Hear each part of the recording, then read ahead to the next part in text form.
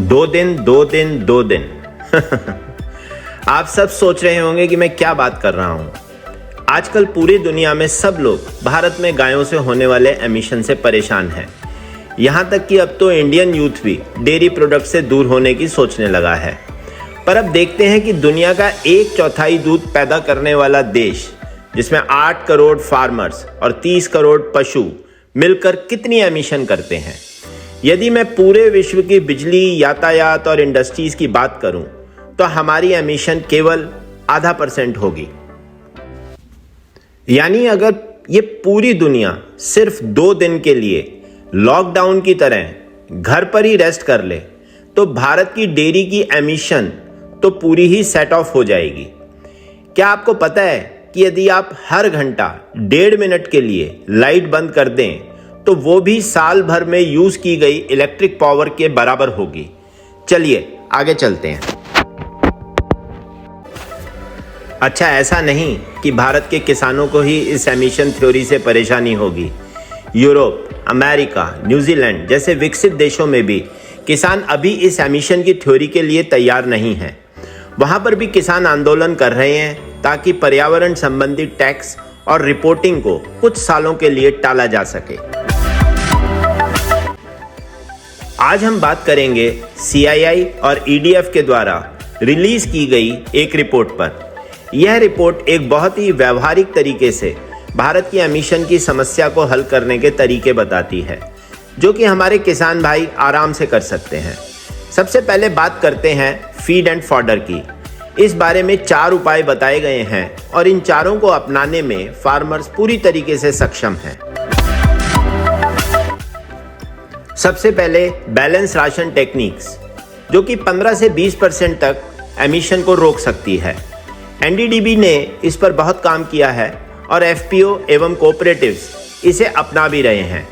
इसमें mineral mixture के साथ आइटम्स जैसे मोलासेस मिनरल ब्लॉक को भी इस्तेमाल किया जाता है।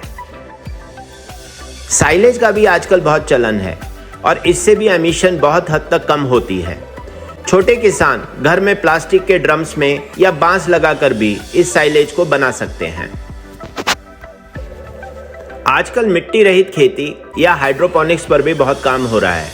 इसमें किसान बहुत कम लागत में प्लास्टिक की ट्रेस में या तो बांस लगाकर या लोहे के फ्रेम को और उसको भी हरे पर्दे से ढककर एक छोटा सा हाइड्रोपोनिक चैम्बर बना सकता है, जिसमें उन ट्रे के अंदर वो थोड़े से मिनरल्स के साथ अपने सीड्स को लगा के और अपने हिसाब से अपने चारे को उगा सकता है। बीज लगाने से 8वें दिन के बाद पूरे साल उसे अपने पशुओं के लिए हरा चारा मिलता रहता है। फीड एडिटिव्स और प्रोबायोटिक्स भी एक ऑप्शन है। यदि सरकारी और गैर सरकारी संस्थाएं कॉस्ट इफेक्टिव एडिटिव्स जैसे टैनिन्स, नाइट्रेट्स और कुछ हर्बल ऑल्टरनेटिव को फीड में मिलाने के लिए किसानों को दिलवा दें तो ये भी एक अच्छा उपाय है। पर अभी इन मीथेन ब्लॉकर्स की दूध में प्रेजेंस और क्लिनिकल रिसर्च की भी जरूरत है। अब बात करते हैं ब्रीडिंग की। तो भारत में AI का बहुत बढ़िया से काम हो रहा है और भारत शायद विश्व में सबसे ज्यादा AI स्ट्रॉ बनाने वाला देश है। फिर भी इसमें AI की पेनिट्रेशन अभी भी बहुत कम है। यदि LN2 की सप्लाई और कोल्ड चेन को थोड़ा बढ़ाया जाए तो ये टेक्निक क्रांति ला सकती है और पशुओं के इंटरकाविंग पीरियड को भी कम करने में मदद कर सकती है। सेक्स सॉर्टेड सीमेन थोड़ा अलग सा विषय है। अभी कमर्शियल डेयरी फार्म्स पर भी इस सीमेन का सक्सेस रेट पहली बार में ही ज़्यादा आता है। सेकंड और थर्ड लैक्टेशन में इसके रिजल्ट्स अभी बहुत कम हैं। पर यह टेक्निक मेल काव से बहुत हद तक मुक्ति दिलवाती है।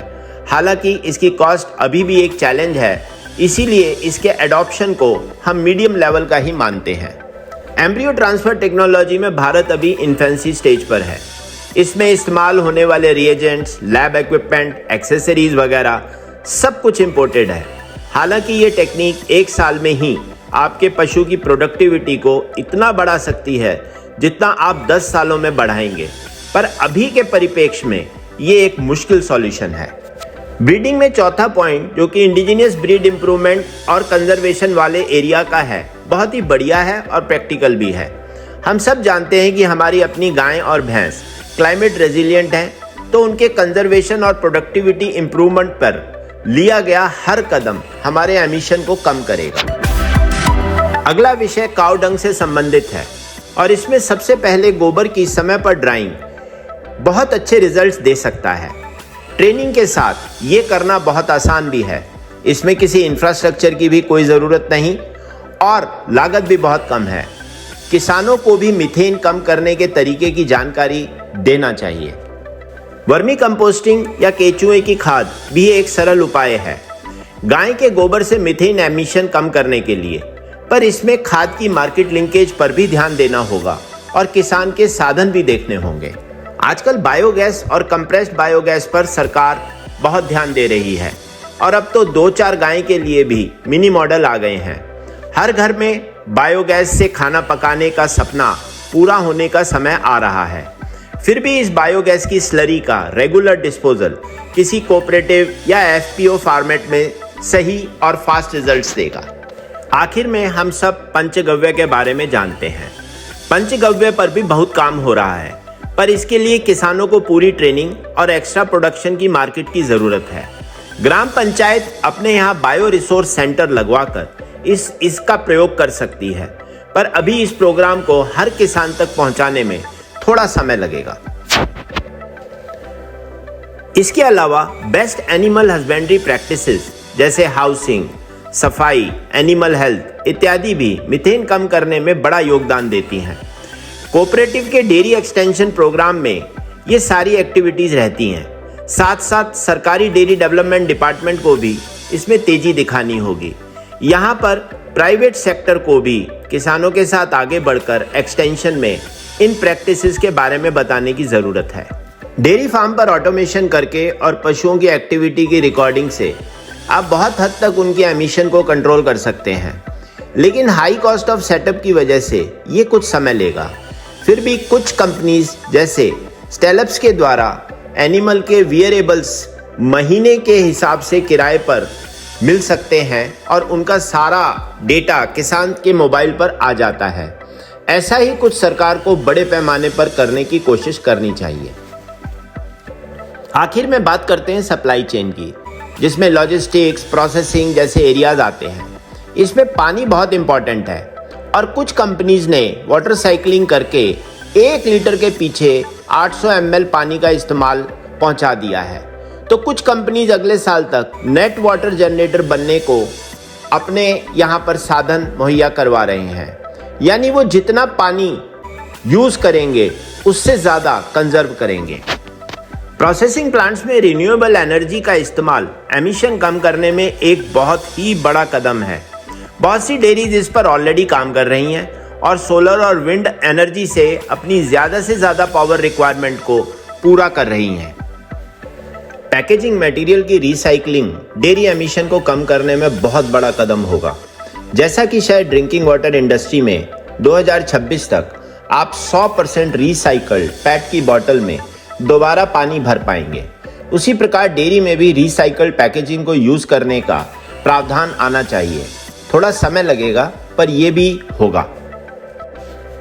सबसे अंत में हमें एक नेशनल डैशबोर्ड बनाना चाहिए जो कि ब्रीड्स, मिल्क, एमिशन इत्यादि के बहुत एग्जॉस्टिव मैट्रिक्स पर बेस्ड हो।